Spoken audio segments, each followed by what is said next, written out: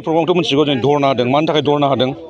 मानो होननानै बुङोब्ला हाइकर्टनिफ्राय मोनसे अर्डार फैदों जोंनि ट्राइबेल बेल्ट ब्लकनिफ्राय नन प्रटेक्टेड क्लासनि सुबुंखौ होखारनांगौ एबसु खालामदों बिएलटि भलन्टियार फर्स एनएबि दिनैसिम 10,000नि मानसि थैबाय गासिबो हानि मोन्थाय बड'लेण्डखौ मानो बिदोंमोन जिबां ट्राइबेल बेल्ट ब्लकफ्राव इलिगेल भाबै थानो मोनै मानसिफ्रा हा आवग्रिनानै लाफैदों बिसोरखौ होखारनांगौ होननानै जों दिनै दाबि खालामदों आरो होखारनांगोन आरो बेनि थाखाय जोंना मानगोनां गुवाहाटि हाइकर्टआबो बिथोन होखाबाय थांनाय 2019नि 6 डिसेम्बराव बिटिसि सरकार आरो आसाम सरकारखौ बिथोन होदों जे जेसेबां दङ इलिगेल हाबनानै बेफोरखौ होखारनांगौ लेटार एन्ड स्पिरिट मावफुंनांगौ माने ट्राइबेल बेल्ट ब्लकनि चेप्टार 10नि आयेनफोरखौ बेबायदि बिथोन होसेयावबो आसाम सरकार आरो बिटिसि सरकारा मावाखै आरो थांनाय 25 थारिख मेआव आरोबाव गोदानै मोनसे बिथोन होबावदों हाइकर्टआ दा बे बिथोन बादियै बिटिसिखौ थिनदों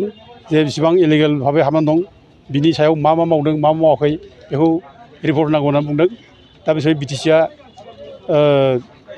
ओइदिनखालि 25 मे खालि गासै 300 बिगा हा रिकभार खालामबाय होननानै बिथांमोना एफिडेभिटआव होदों दा खिन्थु हाइकर्टआ बिसास खालामाखै मानोना बिसोरो जि हायाव हाबनानै दं आरो जि हानिफ्राय होखारदों बे होखारनायनि खुनु बिसोरो क्लियार मोनसे रिपर्ट बिसोर होआखै बेनिखायनो बिसोर होखारनायनि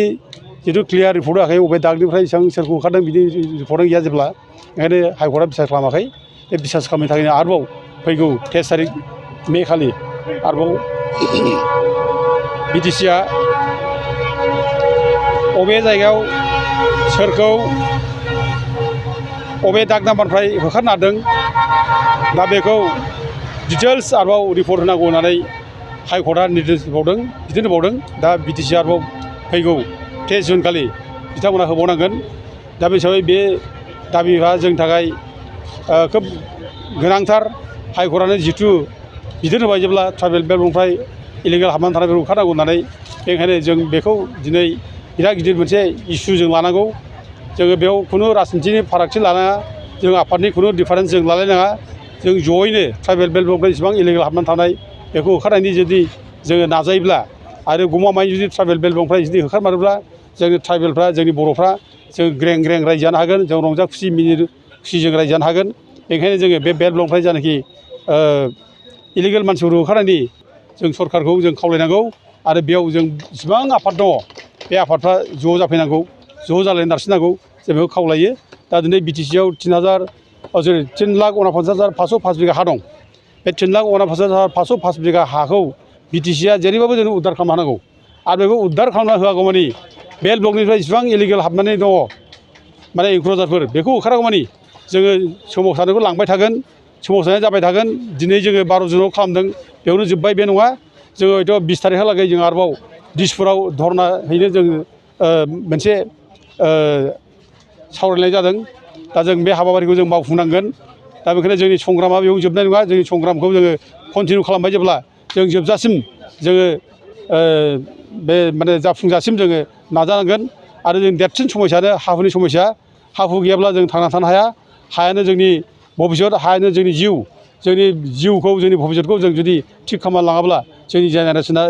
खैदां खैफोदाव गोलैगोन आरो जों इयुनाव जे बड'लेण्ड रायजो मोननायनि जायनि सिमां बेबो जाफुंनाय नङा बेनिखायनो जों ट्राइबेल बेल्ट ब्लकनिफ्राय जेसेबां इलिगेल हाबनानै दं बेखौ होखारनांगौ होननानै जोङो दाबि खालामो आरो बिटिसि सरकारा बेखौ गोसो गोरबोजों मावनांगौ जों बेखौ खावलायहरो हाइकर्टनिफ्राय मोनसे अर्डार फैदों जोंनि ट्राइबेल बेल्ट ब्लकनिफ्राय नन प्रटेक्टेड क्लासनि सुबुंखौ होखारनांगौ दा होखारगोन सोर होखारनांगौ जाहैदों गभर्नमेन्ट दा गभर्नमेन्टआ ओंखाराखै दा जों गभर्नमेन्टखौ होननांगोन दा सोरबा गभर्नमेन्टखौ होनोबा उमुक पार्टिनि जों होनो हागौ खिन्थु मोनफ्रोमबो पार्टियाबो बर' दं राभा दं इउपिपिएलनि मानसिनावबोथ' हानि राइट्स नांगौ बिपिएफआवबोथ' नांगौ नङा होमबा आरो मोनसे खोथाखौ साननो नांगोन जों गोदो बड'लेण्ड आन्दलननिफ्रायनो आन्दलन खालामनाया सोर सोर खालामबोदों एबसु खालामदों बिएलटि भलन्टियार फर्स एनएबि दिनैसिम 10,000नि मानसि थैबाय गासिबो हानि मोन्थाय बड'लेण्डखौ मानो बिदोंमोन गुबुन हारिनि मानसिया फैजोब्बाय हाखौ सेनानै लाजोब्बाय बेनिखायनो जोंनो आलादा सेपारेट स्टेट नांगौ नङा होमबा ओमफ्राय दा बिटिआर मोनबाय दा जों दैदेनगिरिफ्रा सोर बिटिसिना प्रमद बर' जेनेबा हाग्रामाया जाहैबाय उल्था जोंनि अपोजिसन पार्टि खिन्थु अपोजिसन पार्टियाबो होननांगौ गभर्नमेन्टआबोथ' मावखानांगोन दा दायासो दं मोननैयावबो दं नङा होमबा मोननैजों जुजिगासिनो दङ सोरबा 17 बोसोर मा खालामदों होनो सोरबा होनो 16था डिपार्टमेन्ट हरदों 16 जागासिनो बे मा मोजां जादों गेजेराव नांलायगासिनो जोंहा रायजोआसो गेजेराव थांगासिनो हा हु जोंनि राइट्स गैला दाया सोरनि अब्ला जों मानो भट होदों ओंखायनो प्रमद बर'खौ खावलायदों दा नोंनि गभर्नमेन्ट नों एबार ट्राइबेल बेल्ट ब्लकखौ नोंसोर इभिकसन खालाम नङाबा नेक्स्टआव जारला दं जोंबो नोंसोरनो प्रमद बर' इउपिफोरनो भट दाहो जों होननो हागौ खोनाबाय गोसोआव मोजाङै सोनानै ला ओमफ्राय बिपिएफनि हाग्रामा सारखौबो गुरै खावलायो नोंथाङाबो दायथ' दं अबिसनाबो दायथ' दङ नोंथाङाबो आवाज होनांगोन